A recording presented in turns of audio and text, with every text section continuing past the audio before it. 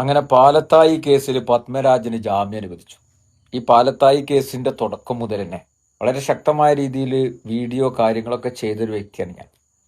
ഏറ്റവും ഒടുവിലായി ഞാൻ മനസ്സിലാക്കുന്നത് പത്മരാജന് ജീവപര്യന്തം ശിക്ഷ ലഭിച്ച ആ ഒരു സാഹചര്യത്തിൽ അന്ന് വക്കീല് പറഞ്ഞു, പത്മരാജന്റെ വക്കീല് പറഞ്ഞു, ഇതിന്റെ പിന്നിൽ SDPI ആണ്, ജമാഅത്തെ ഇസ്ലാമിയാണ് എന്നൊക്കെ പറഞ്ഞിട്ട് അദ്ദേഹത്തിന്റെ ചില പരാമർശങ്ങൾ ഉണ്ടായിരുന്നു.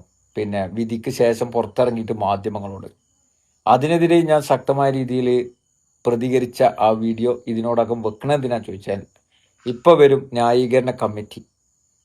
നിങ്ങളൊരു കാര്യം മനസ്സിലാക്കുക, പത്മരാജന് ജാമ്യം കിട്ടുന്നത് ഏത് സർക്കാരിന്റെ കാലത്താ?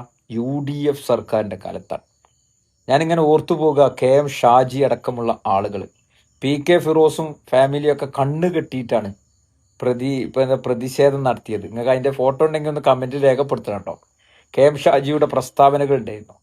ഏതായാലും ഇവരൊക്കെ ഇനി കൗന്ന് കടന്നുങ്ങാണ്ട് പുതപ്പിട്ടുങ്ങാണ്ട് AC ഞാൻ പറയുമ്പോൾ ഒരു 18 ഇട്ടോളി, എന്നിട്ട് ഉറങ്ങാൻ നല്ലത്. കാരണം UDF സർക്കാർ ഭരിക്കുമ്പോൾ ആരാണ് പബ്ലിക് പ്രോസിക്യൂട്ടർ? ഈ പബ്ലിക് പ്രോസിക്യൂട്ടറുടെ നിസ്സംഗതയാണ്, അഡ്ജസ്റ്റ്മെന്റ് ആണ് ഇത്തരത്തിൽ പാലത്തായി കേസിൽ പത്മരാജന് ജാമ്യം ലഭിക്കാൻ കാരണമായത് എന്ന് പലരും ഇതിനോടകം ഈ ജാമ്യം കിട്ടിയതുമായി ബന്ധപ്പെട്ട് പ്രസ്താവനകളിലൂടെയും വാർത്താക്കുറിപ്പിലൂടെയും ഒക്കെ പറയുന്നത് കേട്ടാൽ നിങ്ങൾ ആലോചിച്ച് നോക്കൂ, എന്തായി നമ്മുടെ നാട്ടിൽ. അതായത് RSS BJP ആളുകൾക്ക് ഈ കേരളത്തിൽ എത്രമേൽ സൗകര്യങ്ങളാണ് ഇവിടെ ഒരുക്കിയിരിക്കുന്നത് എന്നുള്ളതിൻ്റെ ഏറ്റവും ഒടുവിലത്തെ ഉദാഹരണം എന്നുള്ളത് നമുക്ക് പറയേണ്ടതായിട്ട് വരും. ഇനിയിപ്പോൾ ആ കുടുംബം പറയാണ്, ഇതിനെതിരെ അപ്പീൽ പോകാൻ വേണ്ടിയിട്ട് ആ കുടുംബം തീരുമാനിച്ചിരിക്കുകയാണ്.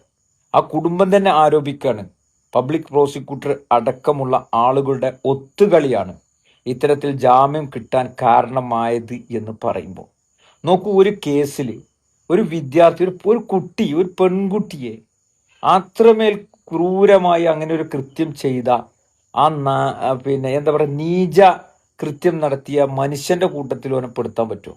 എന്നിട്ട് തെളിവുകളുടെ മുഴുവൻ അടിസ്ഥാനത്തിൽ ജീവപര്യന്ത ശിക്ഷ വിധിച്ച വാർത്തയും മറ്റുമൊക്കെ വന്ന സാഹചര്യവും അത് പുറത്തിറങ്ങിയിട്ട് അതിന്റെ പിന്നിൽ മറ്റവരാണ്, മറിച്ചവരാണ്, SDP ആണ്, ജമാഅത്തെ ഇസ്ലാമിയാണ് എന്ന് പറഞ്ഞുകൊണ്ട് വക്കീല് വരെ അതിനെതിരെ രംഗത്ത് വന്ന ആ ഒരു സാഹചര്യമൊക്കെ മറികടന്നുകൊണ്ട് നോക്കൂ, ഒരു ഭരണമാറ്റത്തിലാണ്.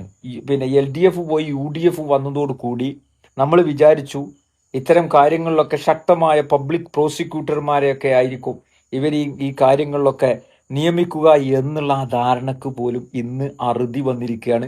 ഇന്ന് പരിസമാപ്തി കുറിച്ചിരിക്കുകയാണ്. പാലത്തായി സുപ്രധാന കോളിളക്കം സൃഷ്ടിച്ച കേരളത്തിലെ ഒരു പ്രധാന കേസിൽ എങ്ങനെയാണ് അതിന്റെ ഗൗരവം ഒരു സർക്കാർ സംവിധാനത്തിന് മനസ്സിലാകാതെ പോകുന്നത് എന്നുള്ള വളരെ വലിയ ഒരു ചോദ്യം പൊതുസമൂഹത്തിൽ നിന്ന് ഉയർന്നു വന്നിരിക്കുകയാണ്. സ്വാഭാവികമായിട്ടും ഉയർന്നു വരൂലേ? ആലോചിച്ചു, പാലത്തായി കേസ് എന്ന് പറഞ്ഞാൽ എത്രമേൽ ചർച്ച ചെയ്ത ഇവിടുത്തെ അന്നത്തെ പ്രതിപക്ഷമായിരുന്ന മുസ്ലിം ലീഗും കോൺഗ്രസും അടക്കമുള്ള ഇവിടുത്തെ മറ്റു രാഷ്ട്രീയ പാർട്ടികൾ അടക്കമുള്ള സകലമാന ആളുകളും പ്രതിഷേധിക്കുകയും പ്രതികരിക്കുകയും കണ്ണുകെട്ടിയിട്ടും ഫാമിലിയിലും കുടുംബങ്ങളും പ്രതിഷേധിക്കുകയും ഒക്കെ ചെയ്തതിന്റെ അടിസ്ഥാനത്തിൽ അത്തരത്തിൽ അന്വേഷണം നടത്തി ബോധ്യപ്പെട്ട് ശിക്ഷ വിധിച്ച ഒരു കേസിൽ ഇന്ന് ഇവിടെ വലിയ അനാസ്ഥ നടന്നിരിക്കുന്നു എന്നുള്ളതിന്റെ ഏറ്റവും വലിയ മകുടോദാഹരണമായിട്ടാണ് പാലത്തായി കേസിലെ പത്മരാജന് ഇന്ന് ജാമ്യം ലഭിച്ചതുമായി ബന്ധപ്പെട്ടുള്ള വാർത്തകളിലൂടെ നോക്കൂ. റിജിൽ മാക്കുറ്റി പറഞ്ഞത് കണ്ടില്ലേ? ഇപ്പൊ പറയും ഞങ്ങളാരും എല്ലാവരും ഉണ്ടാകുന്നിട്ടില്ല, റിജിൽ മാക്കുറ്റി ഇത് ഞെട്ടലുണ്ടാക്കുന്നതാണ് എന്നാ പറഞ്ഞത്. പലരും അതിനെതിരെ രംഗത്ത് വന്നുകൊണ്ടിരിക്കുകയാണ്. ആലോചിച്ച് നോക്കൂ, ഇത് പറയുമ്പോൾ നമ്മുടെ രാഷ്ട്രീയം നോക്കിയിട്ട് വിമർശിച്ചിട്ട് യാതൊരു കാര്യമില്ല. ഇപ്പൊ ചില ആളുകൾക്ക് ചോദിക്കാറുണ്ടാവും, ഇത് അന്ന് വീഡിയോ ചെയ്തിരുന്നോ, ഇന്ന് വീഡിയോ ഇത് രണ്ടും എൻ്റെ വീഡിയോ ആണ്. ആ പ്രൊഫൈലിൽ നോക്കിയാൽ പാലത്തായി കേസിന്റെ തുടക്കം മുതൽ തന്നെ ശക്തമായ രീതിയിൽ അതിനെതിരെ അവിടുത്തെ ഫീഡ്ബാക്ക് അനുസരിച്ച് പൊതുസമൂഹത്തോട് തുറന്നു പറഞ്ഞു, എത്ര വലിയ പ്രയാസമുണ്ടെങ്കിലും ആരൊക്കെ സംരക്ഷിച്ചു പിടിക്കാൻ ശ്രമിച്ചാലും നമുക്കറിയാലോ പ്രതിയെ പിടിച്ചത് ആ സാഹചര്യങ്ങളും എത്രത്തോളമൊക്കെ ആണ് എന്നുള്ളതൊക്കെ നമുക്കറിയാം. അതിനെയൊക്കെ എടുത്തെടുത്ത് പറഞ്ഞുകൊണ്ട് പൊതുസമൂഹത്തെ ബോധ്യപ്പെടുത്തിയ ഒരു വ്യക്തി എന്ന നിലയിൽ ഇതിന് ജാമ്യം കിട്ടുമ്പോൾ ശക്തമായ പ്രതിഷേധം ഈ സർക്കാരിനെ അറിയിക്കുകയാണ്.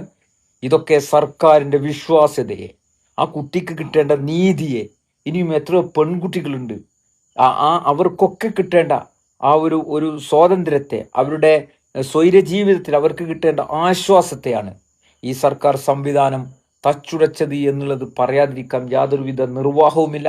ഏതായാലും ഇത് റദ്ദ് ചെയ്തുകൊണ്ട്, ഇതിന് അപ്പീൽ പോയി സർക്കാർ സംവിധാനങ്ങൾ ഉണർന്ന് പ്രവർത്തിച്ചുകൊണ്ട് റദ്ദ് ചെയ്തുകൊണ്ട് ശിക്ഷാ നടപടിയിലേക്ക് കടക്കാതെ യാതൊന്നും, അതല്ലെങ്കിൽ ഈ പറയുന്ന KM ഷാജിയും PK ഫിറോസും അടക്കമുള്ള അതിനെതിരെ അന്ന് ശബ്ദിച്ച ആളുകൾ അതിന് മറുപടി പറയാൻ നിങ്ങൾക്ക് നട്ടലില്ലെങ്കിൽ രാജിവെച്ച് ഈ UDF ഭരണത്തിലെ നെറികേടുകളെ കൃത്യമായി ചൂണ്ടിക്കാണിച്ചുകൊണ്ട് രാജിവെച്ച് പുറത്തു പോരലാണ് അന്തസ്സുള്ള പ്രവൃത്തി, അല്ലെങ്കിൽ ഇതിന് ഉളുപ്പില്ലായ്മ എന്ന് പറയേണ്ടി വരും എന്നുള്ളതും കൂടി ഓർമ്മപ്പെടുത്തി ശക്തമായ പ്രതിഷേധം ഈ വിഷയത്തിൽ സർക്കാരിനെ അറിയിച്ചുകൊണ്ട്, സർക്കാർ സംവിധാനങ്ങളെ അറിയിച്ചുകൊണ്ട് നിർത്തുന്നു. നന്ദി.